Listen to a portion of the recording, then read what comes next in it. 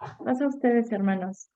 Me da mucho gusto de nuevo tener la oportunidad de compartir este estudio bíblico con ustedes, de compartir lo que Dios me ha hablado en mi tiempo de estudio y que seguramente al final de esta exposición, al final de esta reflexión, yo creo que todos nos podremos llevar algo diferente, algo nuevo o recordar cosas que, como yo lo he mencionado en otros momentos de mis participaciones, a veces se requiere tener un recordatorio de qué es lo que Dios espera de nosotros y cómo podemos ser mejores hijos.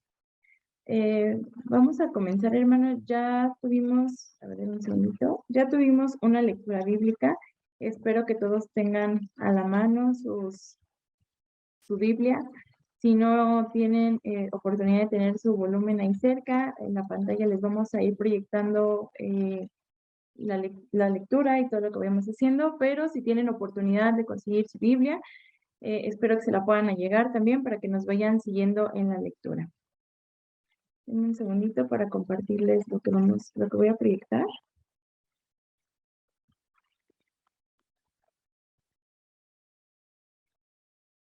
A ver, me parece que ahí ya ven algo en su pantalla, ¿cierto? ¿Sí ven la presentación?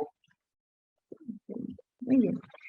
Pues, hermanas, como les decía, ya tuvimos una introducción al tema de hoy. La lectura bíblica que vamos a analizar está en el libro de Hechos 1, del 12 al 24. Ya nuestro hermano Juanito nos guió en la lectura. Espero que hayan podido rescatar la porción de la historia en la cual nos vamos a ubicar. Sabemos que el tema del día de hoy va en consecuencia, va siguiendo un plan de estudio que también tenemos que comenzó en el culto del día de ayer con nuestro hermano Abraham, y vamos a ir analizando la porción bíblica, la historia bíblica en diferentes porciones. Hoy vamos a hablar particularmente el evento histórico que vamos a analizar es la elección de Matías posterior a la resurrección, cuando los apóstoles escogen al apóstol que tomará su lugar. Pero quiero que tengan muy presente que el tema de hoy se llama Dios conduce a su iglesia. Y de eso se trata, de que veamos cómo Dios nos va conduciendo, cómo Dios nos va dirigiendo. Y del estudio de hoy quiero ir rescatando varios elementos que me parecen importantes que tengamos presente. Vamos a ir desglosando la historia, entonces para que por favor, como ya les había dicho, me vayan acompañando en la lectura. Versículo 12 nos dice, entonces volvieron a Jerusalén desde el monte que se llamaba del Olivar, el cual está cerca de Jerusalén, camino de un día de reposo.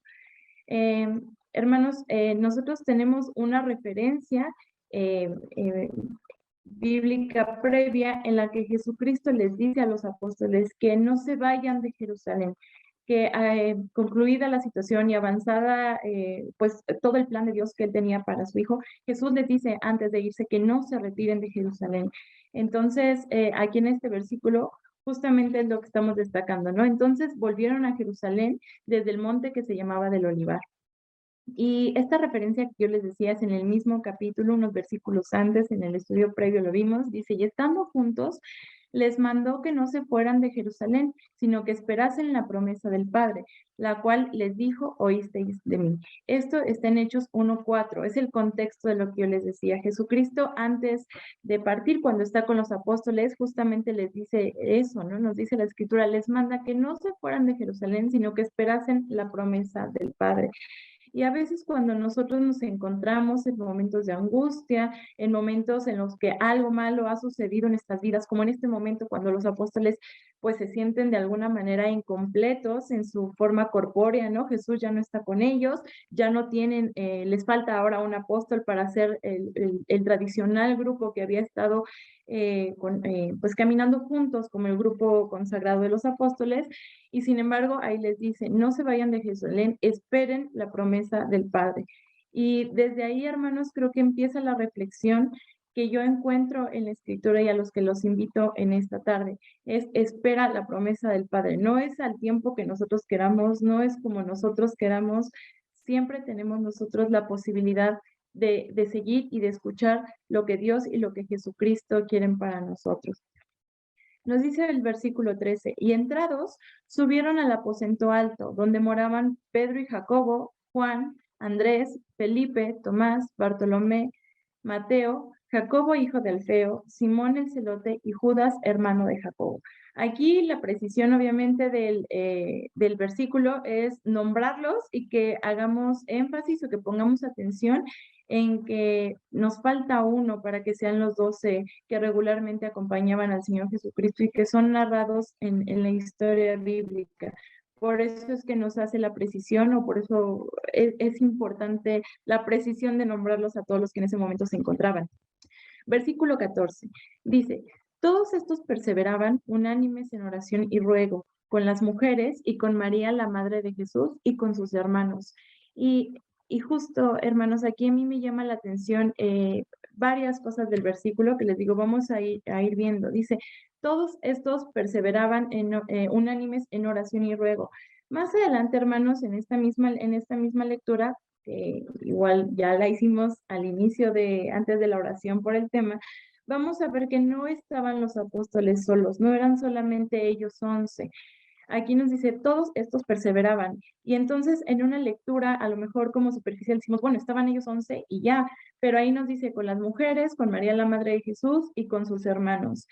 Y si ustedes recuerdan, en la historia bíblica tenemos algunas referencias en los evangelios de cómo era la interacción de Jesús o con el resto de la comunidad, o mejor dicho, cómo era que ellos lo veían.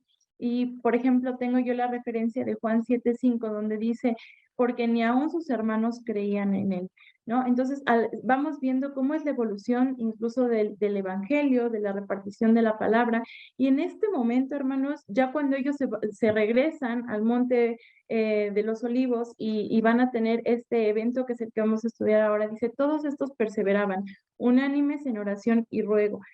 Cambia la situación, ya que han sido testigos, no hablo solo particularmente de los apóstoles, sino de todas las personas que se encontraban ahí, que más adelante la misma Biblia nos refiere que eran aproximadamente 120 personas, han sido testigos de lo grande que es el plan de Dios, de la magnificencia del Evangelio y de Jesucristo y de su pasar por la tierra.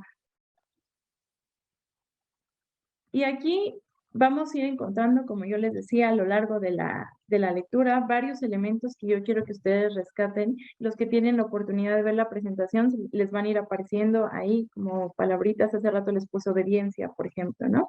En este caso dice, todos estos perseveraban unánimes en oración y ruego. Y entonces ahí tenemos algo también a destacar. Unánimes en oración y ruego. Tenemos un ambiente de comunión y tenemos un ambiente de oración. No perdamos de vista, hermanos, el evento que acaba de ocurrir. No perdamos de vista el hecho de que, aunque los apóstoles saben que hay un plan, aunque es el plan de Dios para algo más grande, finalmente sí hay una pérdida de algo, de una costumbre, de a lo mejor me atrevo a decir hasta una familia, ¿no? De que viajaban todos pegados al Señor Jesucristo de forma corpórea, que tenían a Judas ahí con ellos. Seguramente la Biblia nos refiere lo que es importante para nuestra formación cristiana, pero yo me atrevo a imaginar cómo hubiese sido la vida de esas personas conviviendo todo el día, todos los días, aprendiendo, conociéndose, y finalmente ahorita se encuentran en una circunstancia en que las cosas van a cambiar. Saben, o más bien han cambiado, ya no va a ser lo mismo. Y sin embargo, la Biblia nos rescata, nos puntualiza y nos da a manera de ejemplo, como todo lo que es la palabra de Dios, cómo podemos también nosotros lidiar con ciertas circunstancias. Aquí, como les digo, nos dice, estaban perseveraban unánimes en oración y ruego. No me parece que la Biblia no escatima nunca en la descripción que nos da ni de los personajes ni de las situaciones, tanto para lo bueno como para lo malo, ¿cierto? Hay personajes que la Biblia nos describe y sintió envidia, se enojó, mató, o sea, la Biblia es muy específica, sabiendo toda la gama de sentimientos y de pensamientos que los seres humanos tenemos. Y sin embargo, aquí igual nos dicen, perseveraban unánimes en oración y ruego. Y justamente, hermanos, creo que es notable porque por lo que yo les decía, imaginando cómo es la convivencia de mínimo 13 personas, porque también la Biblia menciona que hay otras personas que teníamos más adelante que caminan con ellos, o sea, estamos hablando de mínimo 13 personas que están conviviendo todo el día, todos los días. Nosotros tenemos también indicios de algunos desacuerdos, de algunas riñas entre ellos, pero en este caso en particular no es así. Me llama la atención qué es lo que ha cambiado, qué es lo que ha cambiado entre las primeras interacciones que la Biblia nos refiere o nos describe de los apóstoles con esta convivencia en particular, cuando ellos vienen después de una pérdida, cuando ellos vienen a juntarse para reorganizarse, para saber qué es lo que continúa ahora. ¿Qué es lo que ha cambiado? ¿Por qué no tenemos riña? ¿Por qué no tenemos pleito? Finalmente, la historia personal que cada uno de ellos carga sigue siendo la misma, ¿no? Pedro había ya vivido este episodio de negar al Señor, Mateo tenía, o sea, todos tenían su propia historia. Sin embargo, ¿cuál es la diferencia? Bueno, el Evangelio, la diferencia es la convivencia viva con Jesucristo, el saber que Jesucristo, que hay un Cristo vivo, resucitado en sus corazones, eso es lo que hace la diferencia y yo creo que es algo relevante a considerar también para nosotros en nuestro camino. Dice el versículo 15. Me voy a ir de corrido, hermanos, la lectura del 15 al 19, por si me quieren seguir en la pantalla o en sus Biblias, por favor. Dice, en aquellos días, Pedro se levantó en medio de los hermanos, y los reunidos eran como 120 en número, y dijo, varones hermanos, era necesario que se cumpliese la escritura en que el Espíritu Santo habló antes por boca de David acerca de Judas, que fue guía de los que prendieron a Jesús. Y era contado con nosotros y tenía parte en este ministerio. Este, pues, con el salario de su iniquidad adquirió un campo, y cayendo de cabeza se reventó por la mitad, y todas sus entrañas se derramaron. Y fue notorio a todos los habitantes de Jerusalén, de tal manera que aquel campo se llama en su propia lengua Acéldama, que quiere decir campo de sangre. Esta es la conversación que ellos tienen en ese momento en el que Pedro se levanta y él les dice, bueno, pues esta es la situación que tenemos, ¿no? Este es el escenario con el que tenemos que lidiar, con el que ahora tenemos que continuar. Y justo les dice, era necesario que se cumpliera la escritura. Y justo, hermanos, eso es a lo que me invita de reflexión esta parte. Lo vamos a ir desentrañando, ¿no? La primera parte es el liderazgo que en este momento Pedro nos está mostrando, ¿no? Sabemos que siempre tuvo una personalidad pues fuerte, ¿no? Muchos incluso lo describen como temperamental, pero es lo que les comento, hermanos. En este caso, esa personalidad le sirve, ¿no? O la Biblia nos lo relata en ese tomar de liderazgo, decir, esto es lo que está pasando, ¿no?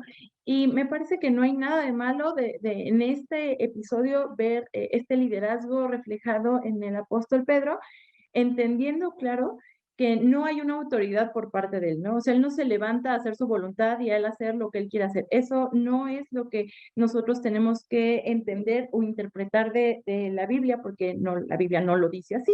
Simplemente nos dice que él se levanta y plantea la situación para llegar a una solución. Y hermanos, aquí tampoco vemos que se empiecen a pelear los apóstoles, que también ya lo habíamos visto en episodios pasados, ¿no? Cuando empiezan a discutir quién es el más amado, quién es el más grande, y que en ese momento Jesús todavía estando con ellos en este proceso de aprendizaje con mucho amor, los empieza a exhortar, ¿no? A que no compitan entre ellos, a que no se dejen guiar por los típicos estándares, ¿no? De supremacía entre ellos.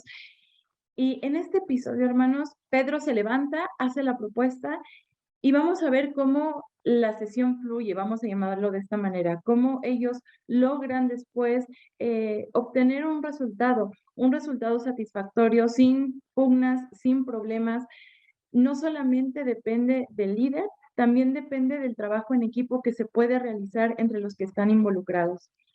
En esta porción bíblica hace notar que Judas no arruinó el plan de Dios, sino que era necesario, lo cumplió.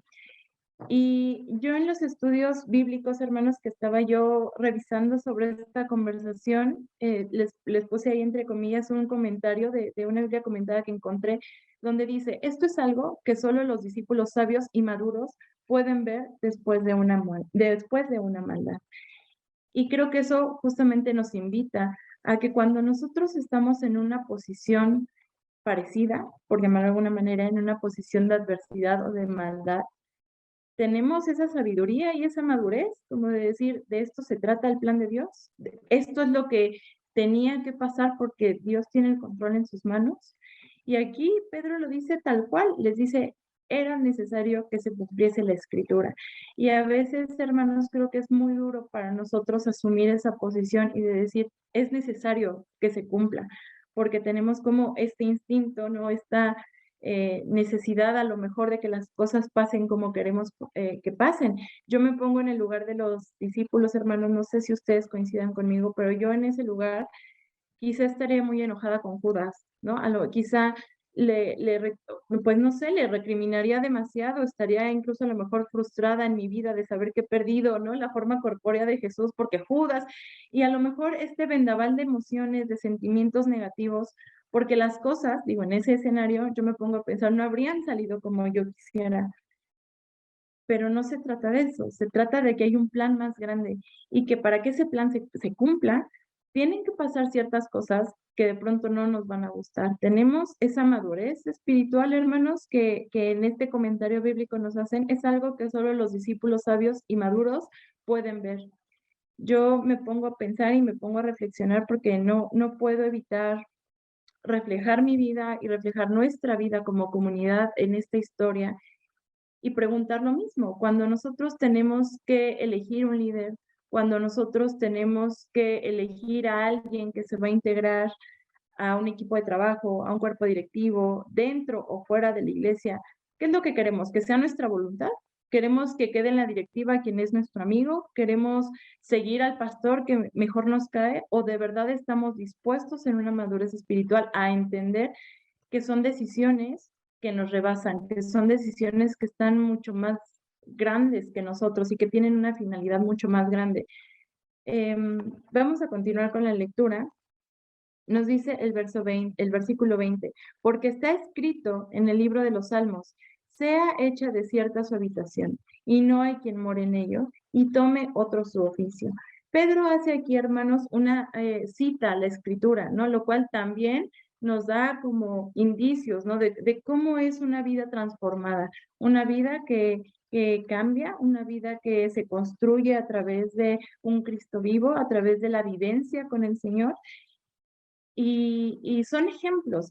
Esta es la primera vez en el Nuevo Testamento que se lee que Pedro hace alguna cita, ¿no? Del Antiguo Testamento, porque referencias previas que habíamos tenido son por parte del Señor Jesucristo. Y entonces me parece muy interesante ver cómo en este momento, cuando ellos ya no tienen a Cristo en cuerpo, siguen teniendo su dirección a través del Espíritu. Y eso es lo que nosotros podemos tener. Ya no tenemos esta posibilidad de caminar con Jesucristo literalmente de forma corpórea, ¿no? Pero tenemos la posibilidad de caminar con Él. Tenemos la posibilidad de preguntarle, de estudiar, de saber, de aprender. Y la ventaja que ahora nos toca a nosotros es que tenemos la oportunidad de conocerlo y de vivirle con la historia completa, ¿no? Los apóstoles la fueron viviendo conforme iba ocurriendo, momento a momento, capítulo a capítulo, ¿no? Con todas esas, pues, escenas que a veces para ellos eran de angustia, de ansiedad, de tranquilidad, de crecimiento, y nosotros tenemos la oportunidad de saber la historia completa, de saberlo todo y de poder caminar con Jesús, si bien no de la mano físicamente, sí de la mano en espíritu. Tenemos igual, o sea, aquí el retrotraerse a la escritura, al Antiguo Testamento en este caso, es un caso, es un ejemplo de obediencia. En los Salmos no quise meter tantas referencias previas bíblicas, hermanos, para no diluir quizá mi objetivo del análisis, pero justamente también es bien interesante los Salmos que cita Pedro en este capítulo, según lo que yo estuve estudiando, eran salmos que David en ese momento había escrito porque le eran aplicables, porque David habla de una traición, ¿no? Y en este momento, cuando Pedro los cita, por supuesto que también son aplicables, tan así que por eso él los referencia. Y también es, creo yo, muy bonito como creyente ver esa atemporalidad de la palabra. ¿no? Ver cómo en situaciones y en escenarios y en personajes que vivieron hace tantos años podemos nosotros vernos reflejados, así como Pedro lo hizo muchos años después de David y lo podía asumir, también nosotros ahora lo podemos hacer. Versículo 21. Dice, es necesario, pues que de estos hombres que han estado juntos con nosotros todo el tiempo que el Señor Jesús entraba y salía entre nosotros, comenzando desde el bautismo de Juan hasta el día en que de nosotros fue recibido arriba, uno se ha hecho testigo con nosotros de su resurrección. Y señalaron a dos, a José, llamado Barsabás, que tenía por sobrenombre Justo, y a Matías.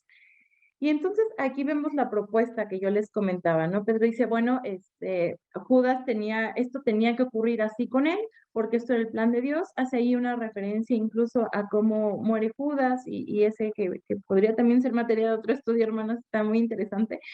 Pero justo, ¿no? Él dice, ahora tenemos que resolvernos, tenemos que saber nosotros qué vamos a hacer y qué va a pasar con esa posición, con ese lugar que Judas ha dejado. Dios no los deja sin dirección, hermanos. Esto es bien importante. Ellos sabían lo que tenían que hacer por la palabra, sabían qué tenían que hacer porque habían caminado con Jesús y porque aún en ese momento vivían con Él, ¿no? Aun cuando nosotros no sentimos una dirección especial o una dirección particular por parte del Espíritu Santo, es importante recordar que tenemos la voz de Dios establecida permanentemente en su palabra. Tenemos muchos mecanismos como la oración, la alabanza, la consejería y demás, pero en comunicación directa con Dios tenemos oración y su palabra. Y aun cuando nosotros podamos tener dudas sobre las decisiones a tomar, como en este momento seguramente los apóstoles lo vivieron y que nos lo refiere la Biblia, hay mecanismos para hacerlo. Tenemos un ejemplo de cómo hacer las cosas. En esta parte de la porción, Pedro señala las cualidades que ha de tener esa persona que se integre formalmente como apóstol, ¿no? Y dice, es una persona que haya caminado con nosotros, que haya estado en comunión o en convivencia con nosotros desde el momento del bautismo hasta la resurrección. Necesitamos un testigo que haya visto y que haya vivido, justo que haya presenciado todo eso para que lo pueda testificar. Y bueno, se escogen a estos dos personajes. Versículo 24. Y orando, dijeron, tú, Señor, que conoces los corazones de todos, muestra cuál de estos dos has escogido, para que tome la parte de este ministerio y apostolado de que cayó Judas por transgresión para irse a su propio lugar. Y aquí, justo, ¿qué es? O sea, otra vez la Biblia nos menciona, y orando, ¿no? Y me llama mucho la atención, hermanos, porque justamente se trata de orar para presentar lo que viene. No sé si en algún momento cuando empezaron ustedes en su camino cristiano a la edad que haya sido, a veces uno dice, ¿por qué tanta oración? ¿No? O sea, justo cuando uno es joven espiritualmente, insisto, a cualquier edad es como, y orar para empezar, y orar para el tema, y orar para el diezmo, y orar, y orar, y orar, y orar, ¿no? Pero justamente se trata de eso, es presentar y poner en manos de Dios es ese evento, eh, pues sí, ese evento que se va a hacer, esa actividad que se va a hacer en nombre de Dios, como una ofrenda también a bendición. Aquí esta referencia yo se las había hecho, pero en Hechos 1:14, porque ya lo leímos, nos dice que ellos habían estado orando. Y sin embargo, antes de pasar formalmente a la elección, vuelve a ponernos la palabra. Y orando, dijeron, tú, Señor, que conoces los corazones de todos, muestra cuál de estos dos has escogido. Y justamente, hermanos, es el cómo, lo que les decía, el cómo hacer las cosas. Podemos ver una transformación en los discípulos y nos lo dejan, por ejemplo, ¿no? ¿Qué es lo que nosotros debemos hacer al tomar una decisión importante, al tener una elección importante? Puede ser de persona, puede ser de trabajo, puede ser cualquier decisión importante que tengamos. Importante recordar que seguimos teniendo a Jesús, que seguimos teniendo a Dios de nuestro lado, si es que así nosotros lo queremos, si es que así nosotros lo pedimos. Y los que tengan ahí su Biblia, hermanos, porque este texto que les voy a poner ahorita no está en la pantalla, les voy a pedir que me acompañen a Lucas 6. Vamos a leer versículos 12 y 13. Ahí le voy a pedir a alguien que me ayude, por favor, con la lectura. Les repito la cita bíblica, Lucas 6, versículos 12 y 13. ¿Quieres que te ayude, mi tía? Sí, Ernest, adelante, muchas gracias. En aquellos días, él fue al monte a orar y pasó la noche orando a Dios. Y cuando era de día, llamó a sus discípulos y escogió a 12 de ellos, a los cuales también llamó apóstoles. Amén. Muchas gracias, Ernestina. Y no podíamos hablar de la elección del último discípulo sin recordar cómo fue la elección de los 12 por parte de Jesús. Y justamente aquí es el ejemplo, ¿no?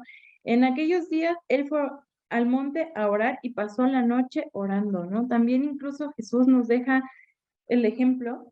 Nosotros siempre hablamos, ¿no? De seguir las pisadas de Jesús, seguir el ejemplo de Jesús, pero incluso hay un dicho, ¿no? Que dice, en lo poco se ve lo mucho, ¿no? Jesús nos da un ejemplo de cómo vivir la vida cristiana, de cómo vivir la vida con el Padre. Y la Biblia no es indiferente a ello, no nos presenta la elección de los discípulos nada más así, es muy precisa y nos dice justamente, Jesús se fue al monte a orar. Aunque Jesús tenía una unción maravillosa, aunque Jesucristo tenía esta convicción, aunque Jesús los había reconocido, aunque muchas cosas, Él hace oración. Hace oración porque sabe que por todo lo que viene, ¿no? No es solamente elegirlos y ya, por todo lo que viene, Él hace oración y en este caso, los apóstoles no hacen oración toda la noche, pero por supuesto que encomiendan esta actividad que ellos van a tener, esta lección. Entonces, justo, o sea, es un ejemplo repetido, ¿no? Es el ejemplo de Jesús, es el ejemplo que los apóstoles en este caso siguen. Dice el versículo 26, y les echaron suertes, y la suerte cayó sobre Matías, y fue contado con los 11 apóstoles. Hermanos, yo creo que nosotros tomaríamos definitivamente mejores decisiones si lo hiciéramos así, si tuviéramos este proceso de dedicación, el entender que tenemos todavía a Jesús con nosotros, que tenemos al Padre con nosotros, si es que nosotros así lo pretendemos. Yo les decía hace un momento que no puedo evitar ver cuál es la aplicación también de estas historias en nuestra vida. Y cada quien de manera personal podemos hacer un análisis, podemos hacer una reflexión de cómo tomamos nuestras decisiones, de cómo elegimos a las personas que nos acompañan en la vida, en cualquier posición. Pero también es importante que hagamos un análisis como congregación, un análisis como comunidad, porque yo les decía, si no he abundado en todos los detalles importantes o interesantes de la historia, es porque quiero que tengamos muy presente el título de esta predicación, de esta reflexión, que es que Dios guía a su iglesia.